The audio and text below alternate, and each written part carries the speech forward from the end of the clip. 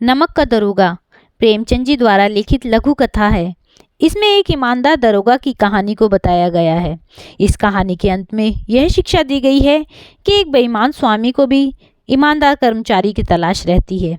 कहानी आज़ादी से पहले की है, तो चलिए कहानी शुरू करते हैं। जब नमक का नया विभाग बना और ईश्वर प्रदत्त वस्तु के व्यवहार करने का निषेध हो गया, तो लोग चोरी छुपे इसका व्यापार करने लगे। अनेक प्रकार के छल प्रपंचों का सूत्रपात हुआ। कोई घूस से काम निकालता था तो कोई चालाकी से। अधिकारियों की पौ बारह थे।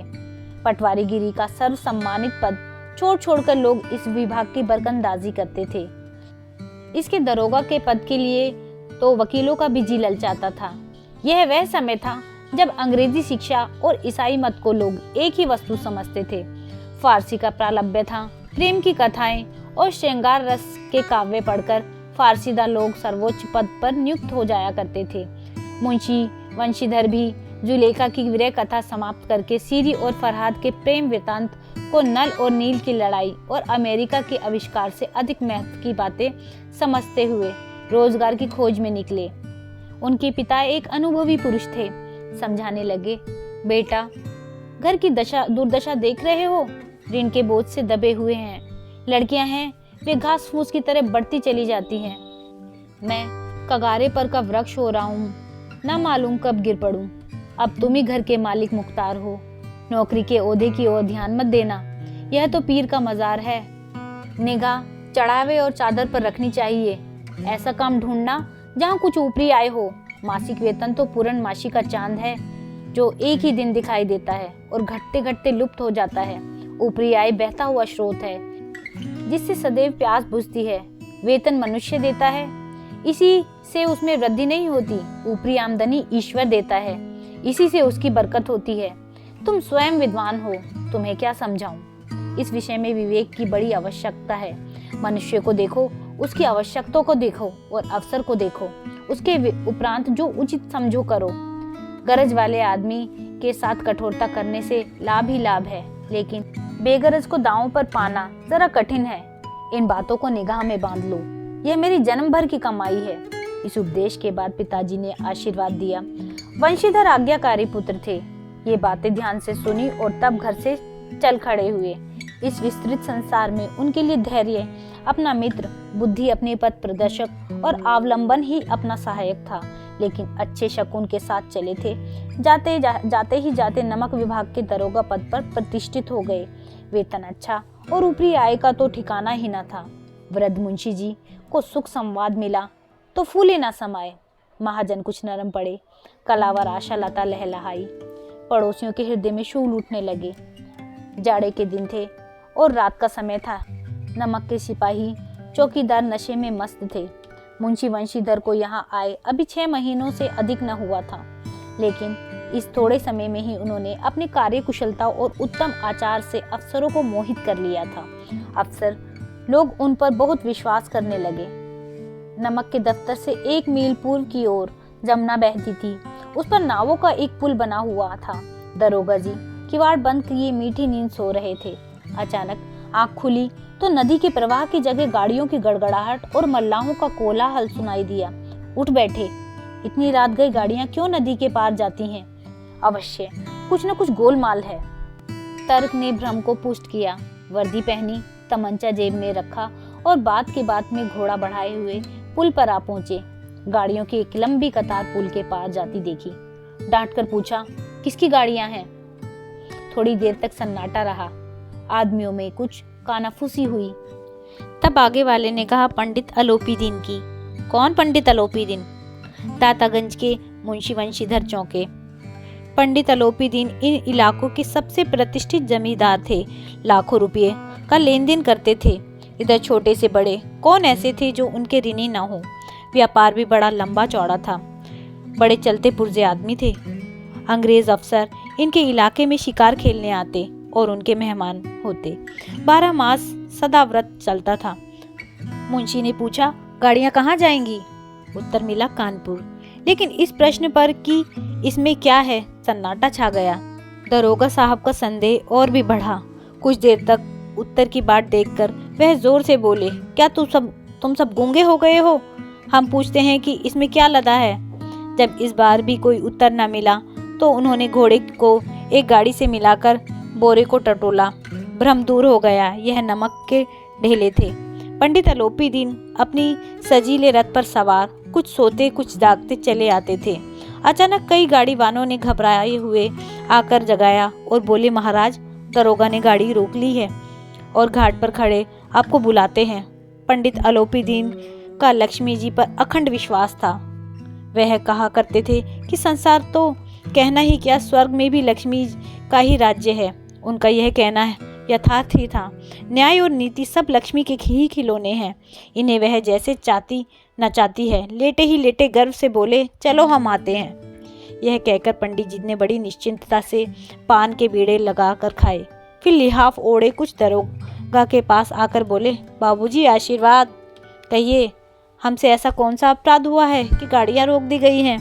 हम ब्राह्मणों पर तो आपकी कृपा दृष्टि रहनी चाहिए। वंशीधर रुखाई से बोले, सरकारी हुक्म। पंडित अलोपी दीन ने हंसकर कहा, हम सरकारी हुक्म को नहीं जानते और न सरकार को। हमारी सरकार तो आप ही हैं। हमारा और आपका तो घर का मामला है। हम कभी आपसे बाहर हो सकते हैं? आपने व्यर्थ का कष्ट उठाया। यह हो नहीं सकता कि इधर से जाएं और इस घाट के देवता को भेंट न चढ़ावें। मैं तो आपकी सेवा में स्वयं ही आ रहा था। वंशीधर पर ऐश्वर्य की मोहिनी वंशी का कुछ प्रभाव न पड़ा। ईमानदारी की नई उमंग थी। कड़क कर बोले, हम उन नमक हरामों में से नहीं हैं जो कोड़ियों पर अपना ईमान बेचते फिरते हैं। आप इस समय हिरासत में हैं। आपके कायदे के अनुसार चालान होगा। बस मुझे अधिक बातों की फुर्सत नहीं। जमादार बदलू सिंह, तुम इन्हें हिरासत में ले लो, मैं हुक्म देता हूँ। पंडित अलोपी दीन स्तंभित हो गए। गाड़ी वालों में हलचल मच गई। पंडित जी के जीवन में कदाचित यह पहला ही अवसर था कि पंडित जी को ऐसी कठोर बातें सुननी पड़ी। बदलू सिंह आगे बढ़ा, किंतु रोब के मारे यह साहस न हुआ कि उनका हाथ पकड़ सके। पंडित जी ने धन का ऐसा निरादर करते नहीं देखा था। विचार किया कि यह कोई अदंड लड़का है, माया मोह के जाल में अभी नहीं पड़ा, अल्लड़ है, झिझकता है। कुछ दीन भाव से बोले, बाबू साहब ऐसा ना कीजिए, हम मिट जाएंगे, इज्जत धूल में मिल जाएगी। हमारा अपमान करने से आपके हाथ क्या आएगा? हम किसी तरह आपसे बाहर थोड़े ही हैं। वंशीधर ने कठोर स्वर में कहा, हम ऐसी बातें नहीं सुनना चाहते। अलोपी दीन ने जिस सहारे को चट्टान समझ रखा था वह पैरों के नीचे खिसकता हुआ मालूम हुआ। स्वाभिमान और धन ऐश्वर्य की कड़ी चोट लगी, किंतु अभी तक धन की सांख्यिक शक्ति का पूरा भरोसा था। अपने मुख्तार से बोले, लाला जी 1000 के नोट बाबू साहब के भेंट करो। आप इस समय भूखे सिंह हो रहे हैं। वंशीधर ने गर्म होकर कहा, 1000 नहीं 1 लाख भी मुझे सच्चे मार्ग से नहीं हटा सकते। धर्म की इस बुद्धिहीन दृष्टि और देव दुर्लभ त्याग पर मन बहुत झुंझलाया। अब दोनों शक्तियों के संग्राम होने लगा। धन ने उछल उछल कर आक्रमण करना शुरू किया। 1 से 5, 5 से 10, 10 से 15 और 15 से 20,000 तक नौबत पहुंची, किंतु धर्म अलौकिक वीरता के साथ बहुसंख्यक सेना के सम्मुख अकेला पर्वत की भांति अटल अविचलित खड़ा था। अलोपी दीन निराश होकर बोले, अब इससे अधिक मेरा साहस नहीं, आगे आपको अधिकार है। वंशीधर ने अपने जमादार को ललकारा। बदलू सिंह मन में दरोगा जी को गालियां देता हुआ पंडित अलोपी दीन की ओर बढ़ा। पंडित जी घबराकर 2-3 कदम पीछे हट गए। अत्यंत दीनता से बोले, बाबू साहब ईश्वर के लिए मुझ पर दया कीजिए, मैं 25,000 पर निपटारा करने को तैयार हूँ। असंभव बात है। 30,000 पर किसी तरह भी संभव नहीं। क्या 40,000 पर भी नहीं? 40,000 पर नहीं, 40 लाख पर भी असंभव है। बदलू सिंह, इस आदमी को हिरासत में ले लो। अब मैं एक शब्द भी नहीं सुनना चाहता। धर्म ने धन को पैरों तले कुचल डाला। आलोपी दीन ने एक हष्टपुष्ट मनुष्य को हथकड़ियाँ लिए हुए अपनी तरफ आते देखा। चारों ओर निराशा और कातर दृष्टि से देखने लगे। इसके बाद मूर्छित होकर गिर पड़े। दुनिया सोती थी पर दुनिया की जीभ जागती थी।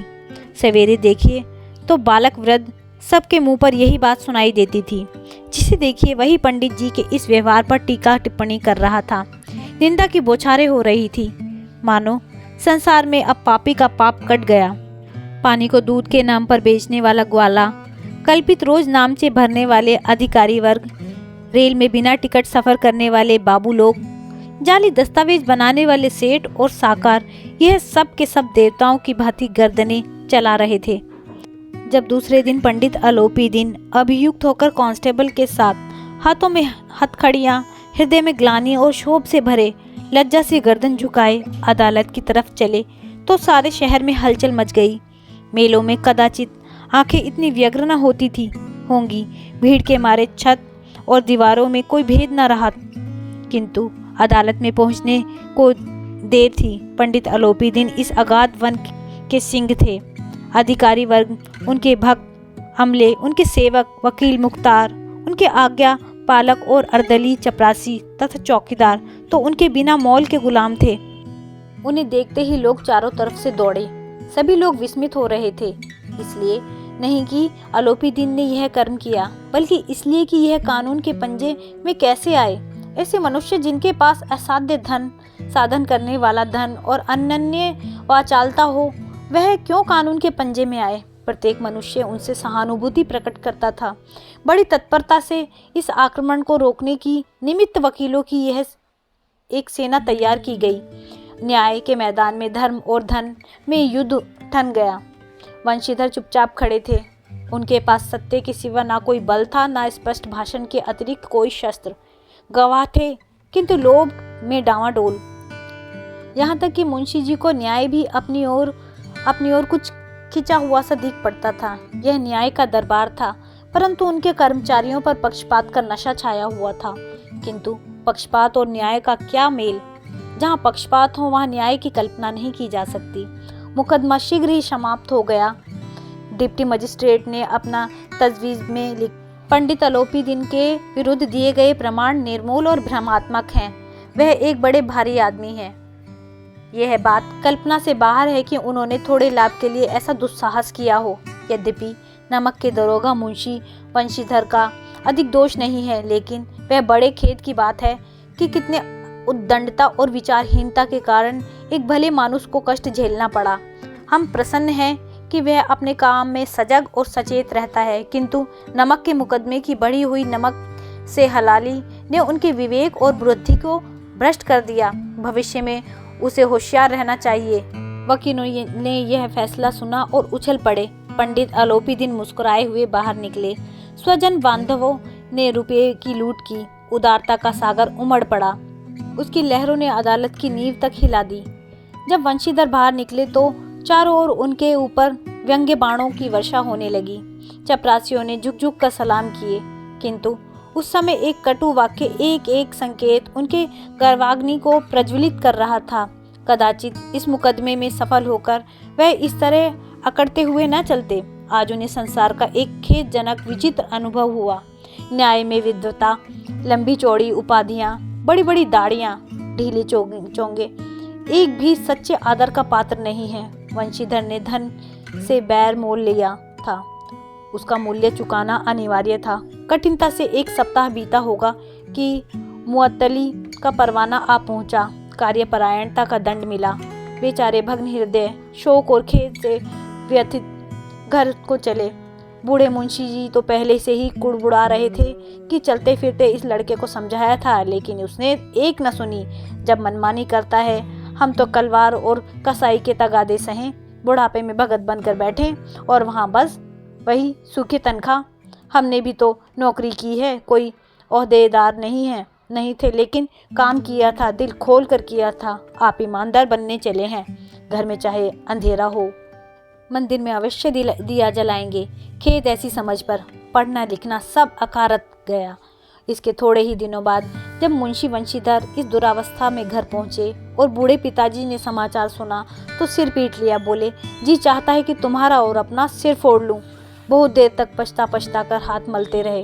क्रोध में कुछ कठोर बातें भी कहीं, और यदि वंशीधर वहां से टल ना जाता तो अवश्य ही वह क्रोध विकट रूप धारण करते। वृद्ध माता को भी दुख हुआ। जगन्नाथ और रामेश्वर यात्रा की कामनाएं मिट्टी में मिल गई। पत्नी ने कई दिनों तक सीधे मुंह बात तक नहीं की। इस प्रकार एक सप्ताह बीत गया। साध्य का समय था। बूढ़े मुंशी जी बैठे बैठे राम नाम की माला जप रहे थे। इसी समय उनके द्वार पर सजा हुआ रथ आकर रुका। हरे और गुलाबी पर्दे, पचैये बैलों की जोड़ी, उनकी गर्दन में नीले धागे, सींग पीतल के जड़े हुए, कई नौकर लाठियां कंधों पर रखे साथ मुंशी जी अगवानी को दौड़े। देखा तो पंडित आलोपी दीन है, जो करदंडवत की और लल्लो चप्पो की बातें करने लगे। हमारा भाग्य उदय हुआ जो आपके चरण इस द्वार पर आए। आप हमारे पूज्य देवता हैं, आपको कौन सा मुंह दिखावे। मुंह में तो कालिक लगी हुई है, किंतु क्या करे, लड़का अभागा कपूत है, नहीं तो आपसे क्या मुंह छिपाना पड़ता। ईश्वर निसंतान चाहे रखे, पर ऐसी संतान न दे। आलोपी दीन ने कहा, नहीं भाई साहब, ऐसा ना कहिए। मुंशी जी ने चकित होकर कहा, ऐसी संतान को और क्या कहें। आलोपी दीन ने वात्सल्यपूर्ण स्वर में कहा, कुल तिलक और पुरखों की कीर्ति उज्जवल करने वाले संसार में ऐसे कितने धर्मपरायण मनुष्य हैं जो धर्म पर अपना सब कुछ अर्पण कर सकते हैं। पंडित आलोपी दीन ने वंशीधर से कहा, दरोगा जी, इसे खुशामद न समझिए। खुशामद करने के लिए मुझे इतना कष्ट उठाने की जरूरत न थी। उस रात को आपने अपने अधिकार बल से अपनी हिरासत में लिया था, किंतु आज मैं स्वेच्छा से आपकी हिरासत में आया हूँ। मैंने हजारों रईस और अमीर देखे, हजारों उच्च पदाधिकारियों से काम पड़ा, किंतु परास्त किया तो आपने। मैंने सबको अपना और अपने धन का गुलाम बनाकर छोड़ दिया। मुझे आज्ञा दीजिए कि मैं आपसे कुछ विनय करूं। वंशीधर ने आलोपी दीन को आते देखा तो उठकर सत्कार किया, किंतु स्वाभिमान सहित समझ गए कि यह महाशय मुझे लज्जित करने और जलाने आए हैं। क्षमा प्रार्थना की चेष्टा नहीं की, वरन उन्हें अपने पिता की यह ठकुर सुहाती की बात असहाय प्रतीत हुई। पर पंडित जी की बातें सुनी तो मन का मैल मिट गया। पंडित जी की ओर उठती हुई दृष्टि से देखा, सद्भाव झलक रहा था। गर्भ ने अब लज्जा के सामने फिर सिर झुका दिया। शर्माते हुए बोले, यह आपकी उदारता है जो आप ऐसा कहते हैं। मुझसे जो कुछ अविनय हुआ उसे क्षमा कीजिए।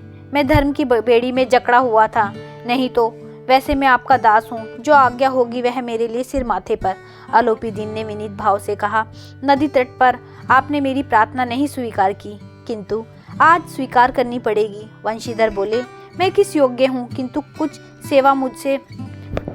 जो कुछ सेवा मुझसे हो सकती है उसमें त्रुटि न होगी। आलोपी दीन ने यह स्टाम्प लगाया हुआ पत्र निकाला, उसे वंशीधर के सामने रखकर बोले, इस पद को स्वीकार कीजिए और अपने हस्ताक्षर कर दीजिए।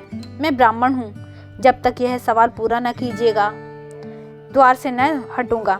मुंशी वंशीधर ने उस कागज को पढ़ा तो कृतज्ञता से आंखों में आंसू भर आए। पंडित आलोपी दीन ने उनको अपनी सारी जायदाद का स्थायी मैनेजर नियुक्त किया था। 6000 वार्षिक वेतन के अतिरिक्त रोजाना खर्च अलग, सवारी के लिए घोड़ा, रहने को बंगला, नौकर चाकर मुफ्त। कंपित स्वर में बोले, पंडित जी, मुझ में इतना सामर्थ्य नहीं है कि आपकी उदारता की प्रशंसा कर सकूं, किंतु ऐसा उच्च पद के योग्य मैं नहीं हूँ। आलोपी दीन हंसकर बोले, मुझे इस समय एक अयोग्य मनुष्य की ही जरूरत है। वंशीधर ने गंभीर भाव से कहा, यो मैं आपका दास हूँ। आप ऐसे कीर्तिवान सज्जन पुरुष की सेवा करना मेरे लिए सौभाग्य की बात है, किंतु मुझ में न विद्या है, न बुद्धि, न वह है स्वभाव जो इन त्रुटियों की पूर्ति कर देता। ऐसा महान कार्य के लिए एक बड़े सर्वज्ञ अनुभवी मनुष्य की जरूरत है। आलोपी दीन ने कलमदान से कलम निकाली और उसे वंशीधर के हाथ में देकर बोले, न मुझे विद्वता की चाह है, न अनुभव की, न मर्मज्ञता की, न कार्यकुशलता की। इन गुणों के महत्व को खूब पा चुका हूँ। अब सौभाग्य और सुअवसर से मुझे वह मोती दे दीजिए जिसके सामने अयोग्यता और विद्वता की चमक फीकी पड़ जाती है। यह कलम लीजिए, अधिक सोच विचार न कीजिए, दस्तखत कर दीजिए। परमात्मा से यही प्रार्थना है कि वह आपको सदैव वही नदी के किनारे वाला बेमुरव्वत, उद्दंड, कठोर परंतु धर्मनिष्ठ दरोगा बनाए रखे। वंशीधर की आंखें डबडबा आई। हृदय में के संकुचित पात्र में इतना एहसान न समा सका। एक बार फिर पंडित जी की ओर भक्ति और श्रद्धा की दृष्टि से देखा और कांपते हुए हाथों से मैनेजरी के कागज पर हस्ताक्षर कर दिए। आलोपी दीन ने प्रफुल्लित होकर उन्हें गले लगा लिया। तो दोस्तों, यह थी कहानी नमक का दरोगा, जो कि मुंशी प्रेमचंद जी द्वारा लिखी गई थी। यह कहानी आपको कैसी लगी मुझे कमेंट करके ज़रूर बताइएगा, और अगर आपको कहानी अच्छी लगी हो तो इस कहानी को लाइक कीजिएगा, शेयर कीजिएगा और मेरे चैनल को सब्सक्राइब कीजिएगा। वीडियो देखने के लिए धन्यवाद।